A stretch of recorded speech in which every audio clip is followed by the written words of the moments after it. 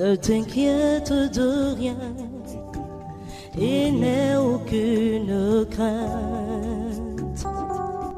La joie vient le matin, les problèmes ne durent qu'un temps, car il y a un ami nommé Jésus.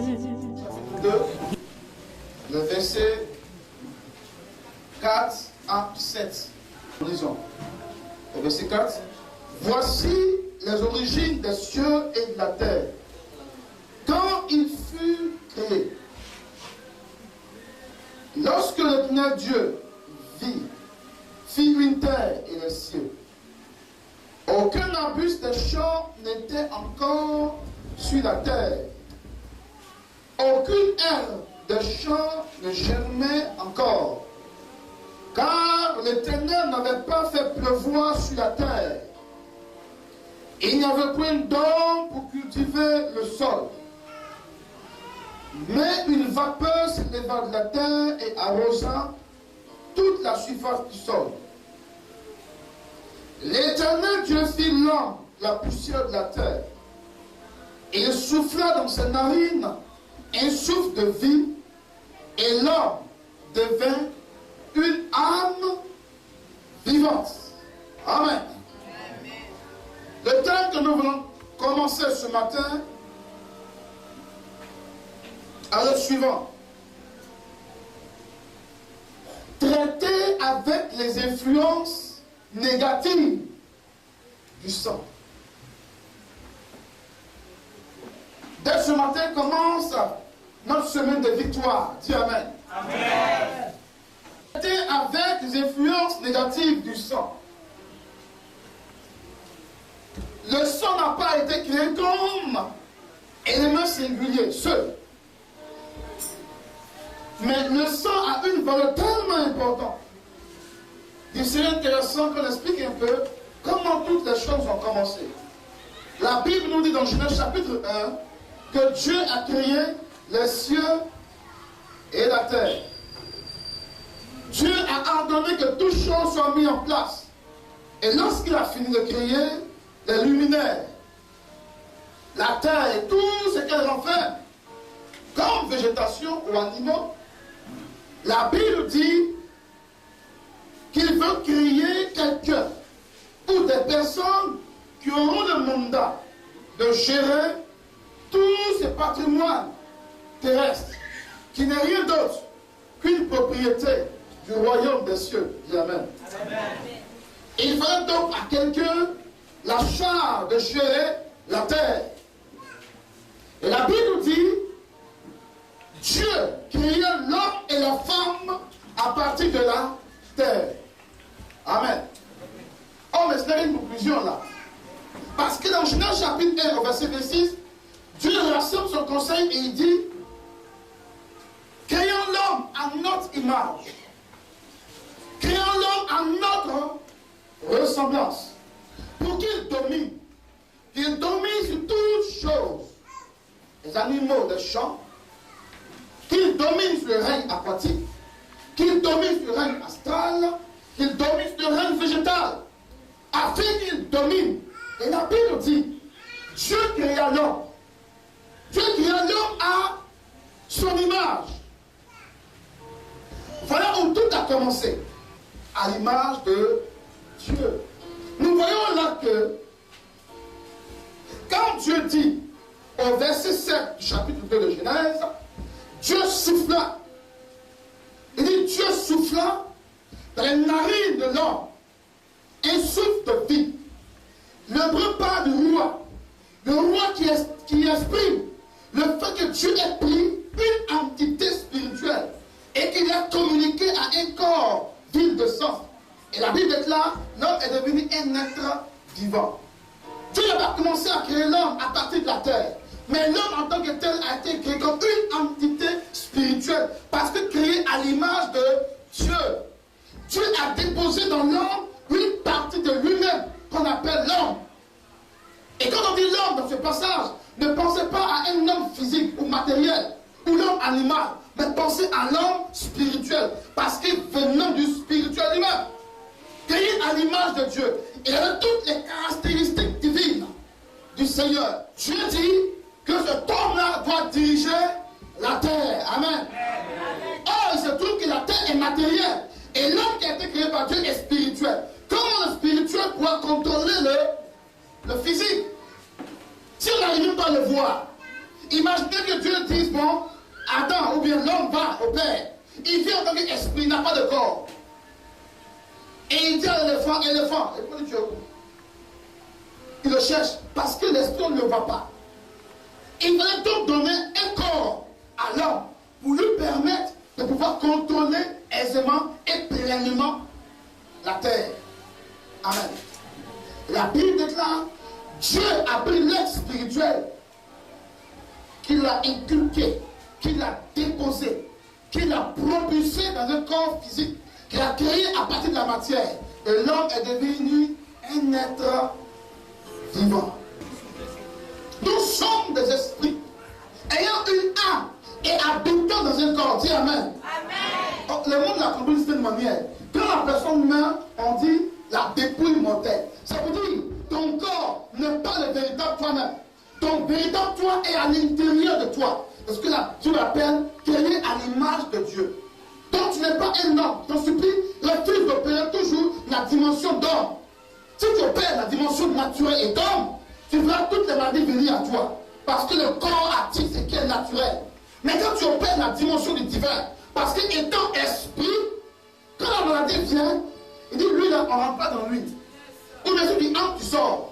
On n'a pas dit Amen. Amen.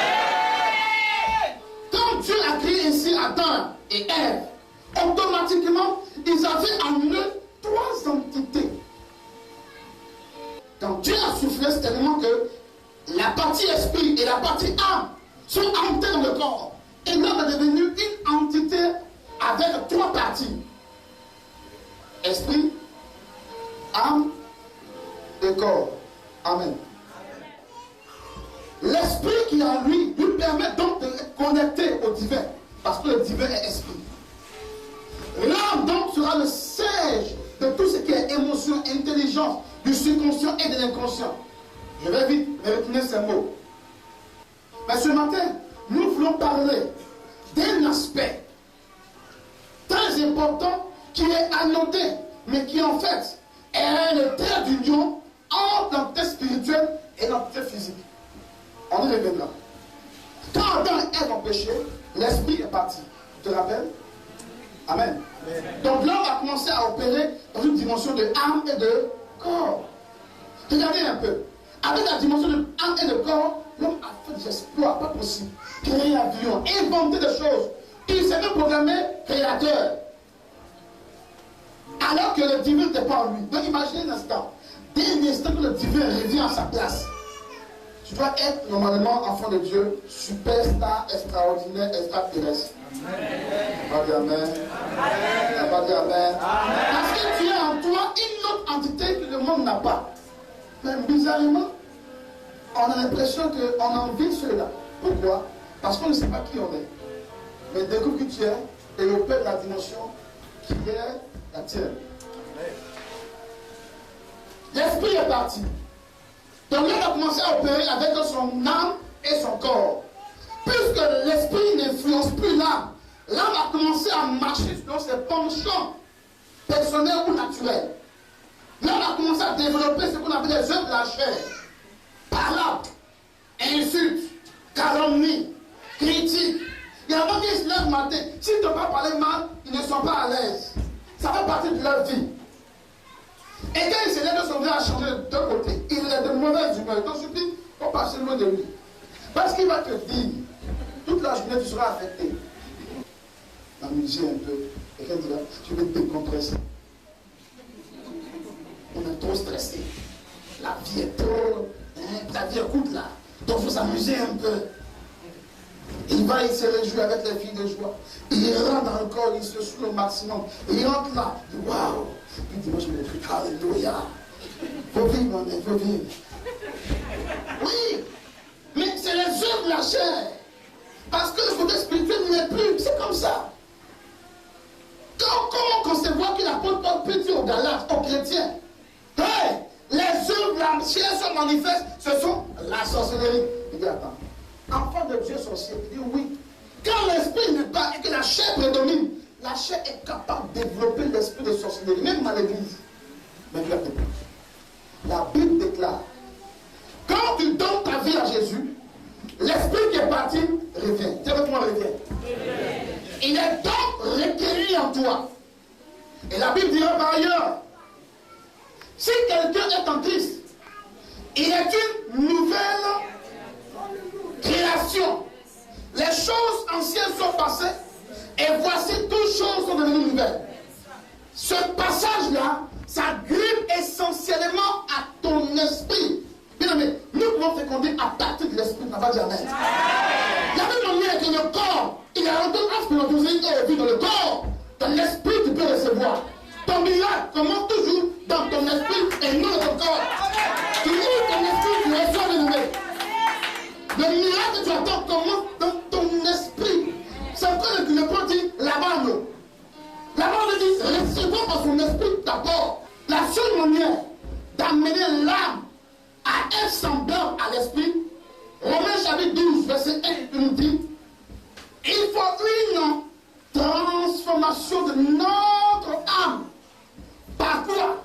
Le renouvellement de notre intelligence. Laquelle intelligence ne peut être renouvelée que par le contact avec la parole de Dieu. Quand tu écoutes la parole que tu reçois et que tu adaptes la parole à ta vie, il y a un impact puissant au niveau de ton âme. Au point où tes habitudes d'autrefois commencent à changer. On peut marcher sur ton pied. Autrefois, tu as fini avec ça. N'est-ce pas, Antoine? Dis du voisin, le sang est précieux. Et l'esprit qui a été créé en nous, il est saint. Il est pur. Parce qu'il a en lui Dieu. Il a en lui toute, ou je dirais, la capacité de Dieu, la puissance de Dieu, l'onction de Dieu, la prospérité, la santé est en nous. C'est une illustration. Voici l'esprit. Voici l'âme. Et voici le corps. Quand Dieu t'a créé, homme, tu as esprit, tu as âme et tu habites dans un corps. Quand Adam et Ève ont péché, l'esprit est parti. Désormais, tu opères la dimension de âme et corps. Grâce à ton corps, on te voit. Quand tu marches, on sait que c'est toi. On dit le monsieur qui est grand de taille là, c'est à cause de ton corps. La fille qui a les gros et beaux yeux là, c'est à cause de ton corps. Le monsieur qui a le nez comme ça là, c'est à cause de ton corps. Donc grâce à ton corps, on arrive à te voir, à te distinguer des autres. Amen. Amen. Mais c'est lui qui donne les ordres en toi pour permettre à ton corps d'exécuter. Ce n'est pas ton corps. Ton corps est juste une enveloppe. Elle ne fait qu'exécuter les commandements ou les ordres que nous demande l'âme d'obéir. L'âme est, si vous voulez, le disque dur de l'ordinateur. Ou bien l'âme, si vous voulez, est la boîte noire de l'avion. Donc depuis toutes ces années, le corps a vécu sans Dieu. Qui donc l'influençait? C'est la puissance des ténèbres. La Bible dit que le diable a pris le contrôle du monde et il influence le corps. Il impose au corps les lois qui lui sont propres. Donc le corps a toujours obéi aux pensées sataniques. Or, tout ce qu'il veut, c'est détruire, égorger et voler. Amen. Donc le corps sera sujet à un autre type de vie qui n'a rien à voir avec la vie de Dieu. Désormais, le corps sera sujet à la maladie, sera sujet à la dépression, à la nervosité, à la colère, aux querelles, et ainsi de suite. Donc le corps a en lui des informations qu'il va communiquer, du moins, qu'il va exécuter parce qu'il est venant de l'âme. Gloire à Dieu. Amen. Gloire à Dieu. Amen. Regarde, tu peux être âme et corps et venir à l'église. Chanter le Seigneur, louer Dieu, planer pour Jésus. Alléluia. Deviens fou pour Jésus. Tu soulèves ta chaise, même tu roules, boum. Mais tu opères la dimension de corps et de l'âme. La Bible dit que tu es religieux, tu ne connais pas Dieu. Toute ma famille connaît Jésus. Au village là, c'est mon arrière-grand-père qui a battu le temps. Donc on est à l'église, mais on ne connaît pas Dieu. Parce qu'on est âme et corps. Où est Dieu? Il n'y a pas de Dieu. Si tu restes dans ça là, que tu meurs, tu vas dans l'enfer. n'y a pas de amen. Ah, il n'est pas de choquer de la vérité. Cet esprit commence à opérer. Et ce qui a été perdu, l'esprit revient. Je me dis, c'est pas trop grand. Donc, il prit l'esprit et cette dimension-là. Plus grand que l'âme, plus grand que le corps. Si tu arrives à ce niveau, tu commences à opérer comme des véritables enfants de Dieu. Est-ce que tu comprends? Et il faut donner vie à ton esprit. La parole de Dieu qui est enseignée, quand tu la reçois, tu lis la Bible, tu adores le Seigneur, tu médites, et puis la parole commence à te former. Ça commence à te former. Parce que rappelle-toi, c'est la parole que tu as entendue qui a permis au Saint-Esprit de créer ça en toi. Donc c'est la parole et le Saint-Esprit qui vont permettre à ton esprit de grandir. Amen. Amen. Donc quand tu viens à l'église, c'est pour adorer le Seigneur, pour t'édifier, édifier ton homme intérieur, lui là. Quand tu viens adorer le Seigneur, tu sens sa présence, tu es débordant de joie, tu édifies lui là. Tant que tu vas demeurer dans la présence de Dieu, tu vas grandir. Amen. Tu es le baptême, il faut que tu sois grand. Amen. Le vrai t'appelle oui. Oui. Il faut que tu sois oui et père. Dans le Seigneur spirituellement fort. Gloire à Dieu. Amen. Dès cet instant que lui grandit, il va commencer à changer le comportement de l'âme. Il va dire à l'âme, avant de faire par là, il ne faut plus faire par là. Il dit non. Comment ça? Toi, tu me trouvais ici il n'y a pas longtemps, tu veux me commander. Donc, entre les deux, il y a un conflit. Amen. Mais ce qui va t'aider à dompter les deux là, c'est ta volonté de faire ce que Dieu veut. Et plus tu écoutes la parole du Seigneur, plus tu écoutes la parole du Seigneur, l'âme va commencer à être influencée. Pourquoi? Ta manière de penser, d'agir en tant que la première personne spirituelle va commencer à dépeindre sur l'âme. Donc, en étant un corps, ça peut être 1 an, 2 ans, 3 ans, 4 ans. Selon que tu crois rapidement, que tu doutes, ton âme commence à être aussi transformée.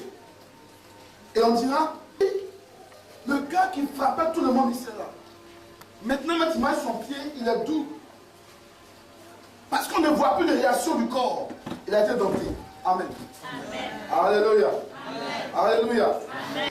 La Bible dit, de l'esprit, de l'âme et du corps, il y a un élément qui est en même temps physique, mais qui a une présence d'or spirituel, qui gouverne, qui influence les 7 entités.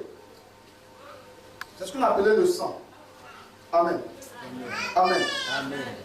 Rappelez-vous, quand tu te donnes à Jésus, lui là, il n'y a pas de problème. Là où il y a problème, c'est au niveau de l'âme. Il faut qu'il soit transformé. Et souvent, ça prend du temps. Entre l'âme et le corps, le sang circule. Et lui communique des informations. Lesquelles informations peuvent venir de loin. Mais c'est un mystère. C'est tellement complexe. Mais nous voulons ce soir, avec des exemples bibliques bien précis, montrer comment est-ce que nous, âmes, sur notre chemin de transformation régulière, par la présence du Seigneur, peut subir encore des influences. Je vous ai dit d'entrée, le diable a influencé l'âme durant tout ce temps. Et il faut donc une transformation, une délivrance au niveau de l'âme. Et quand c'est fait, le corps aussi subit des choses merveilleuses. La personne peut être malade, donc le corps chétif, parce que l'âme est torturée. Mais quand l'âme est libérée, il commence à prendre du poids, il commence à grossir, il commence à se retrouver. On dit, mais tiens, il était près de la tombe, il commence à répandre vie. Et les sorciers savent mieux le dire. On a mangé son âme. On ne peut pas manger l'âme. Amen. Amen. On ne peut pas manger ça. C'est immatériel. Il faut un transfert. Il dit à Satan, voilà une âme en l'enfer, donne-moi un mouton, donne-moi un bœuf. Donc on tue le bœuf, on mange le bœuf, toi tu es mort. Mais toi tu n'es pas bouffé. Parce que ton âme rend compte à Dieu. Amen. Juste une parenthèse.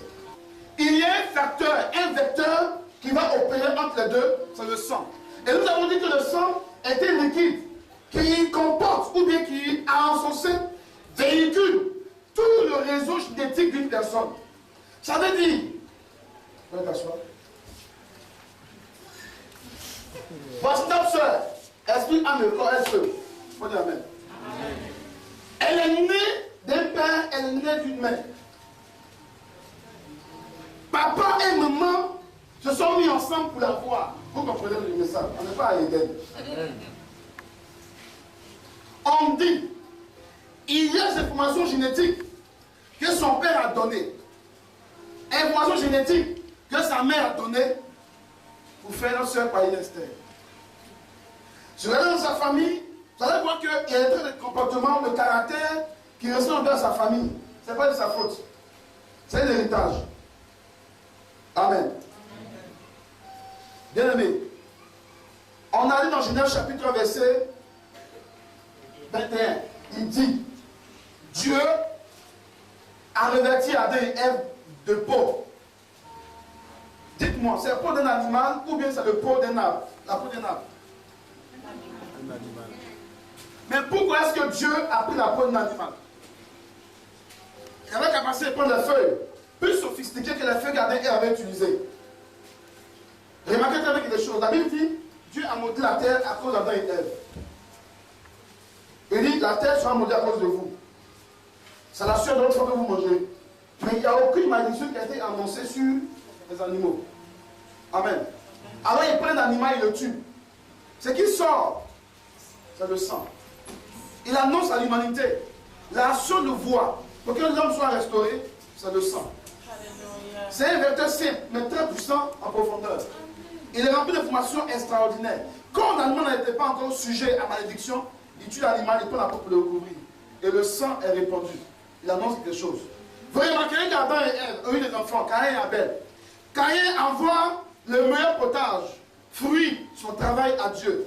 Abel envoie aussi un animal à Dieu. Il y a beaucoup d'interprétations théologiques sur le fait. Ça c'est vrai. Mais vous devez retenir quelque chose. Ce qui impressionne Dieu dans l'offrande d'Abel, c'est le sang. C'est le sang. En moins ça, là, tous les théologiens sont d'accord dessus, que le sang a attiré Dieu vers. La Bible n'a pas dit que Caïn a péché en donnant du potage, mais il a dit à Caïn, fais attention de pécher devant ta porte. Tu ne fais pas bien, tu vas pécher. Juste là d'abord péché. J'ai choisi prophétiquement de prendre l'offrande d'Abel à cause du sang. J'annonce quelque chose à l'humanité. Amen. Mais le sang est important. Le sang que tu as en toi, il mérite que tu le considères attentivement. Parce qu'il est porteur de messages. Messages positifs pour ta vie. Et aussi messages négatifs qui peuvent détruire aussi ta vie. Et notre quête de transformation de notre âme, il est intéressant qu'on sache nous-mêmes d'où est-ce qu'on vient, quel est le message que le sang transporte en nous, comme information qui peut nous aider à aller de l'avant ou bien nous abattre. Il faut que la chose soit adoptée et que la chose soit repositionnée. Il faut dire amen. Voici une exemple. Une conséquence négative. Le transfert de malédiction partant du sang sur plusieurs générations. Dans ta famille, qu'est-ce qui prédomine et qu'est-ce qui te fatigue? Nous avons dit, il y a des malédictions qui peuvent se perpétuer de génération en génération. Et le vecteur par excellence pour communiquer ou transmettre cette malédiction-là n'est rien d'autre que le sang. Le sang est le trait d'union entre l'immatériel et le matériel. Le sang est comme le trait d'union entre le corps et l'âme. Donc le sang, il est matériel, c'est vrai. Mais il a une valeur purement spirituelle. Amen. C'est pourquoi dans Lévitique, Dieu a dit qu'on ne devait pas manger un animal avec son sang. Lévitique dit, quand tu vois le sang, c'est la représentation matérielle ou visible de l'âme. Donc l'âme et le sang sont pratiquement même un. Donc le sang est l'élément qui transmet la malédiction de génération en génération. Et quand on dit Jésus-Christ est en nous, ce n'est pas au figuré de style, ce n'est pas au sens figuré, c'est au sens propre. Si tu réalises que Jésus est en toi, tu es heureux. Parce que lorsque tu es malade, tu dis Jésus est en moi, maladie, tu ne peux pas habiter avec Jésus. Même si autrefois ne connaissait pas Jésus, tu es tourné, tu es rentré ça et là, et tu as pris Gondo, tu as pris Sida, tu as pris quoi encore? Tu as pris tout ça. Tu as mis si toi tu es venu à Jésus-Christ. Dès l'instant que tu entres, approprie-toi les vérités bibliques. Commence à les confesser et vois Dieu opérer ta vie et transformer ta vie. C'est pourquoi, si le monde dit c'est fini,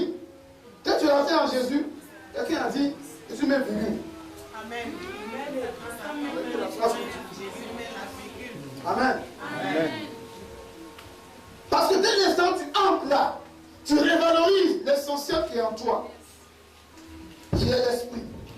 Amen. Donc l'esprit n'a pas de problème. Donc en toi, il y a l'onction. Amen. En toi, il y a tout ce qui est nécessaire pour ta prospérité. Amen. En toi, il y a la vie de Dieu. Amen. Ce qu'on appelle la vie Zoé. La qualité de vie de Dieu qui est au ciel n'est pas la même qualité de vie que l'homme a. Ne connaissait pas Jésus.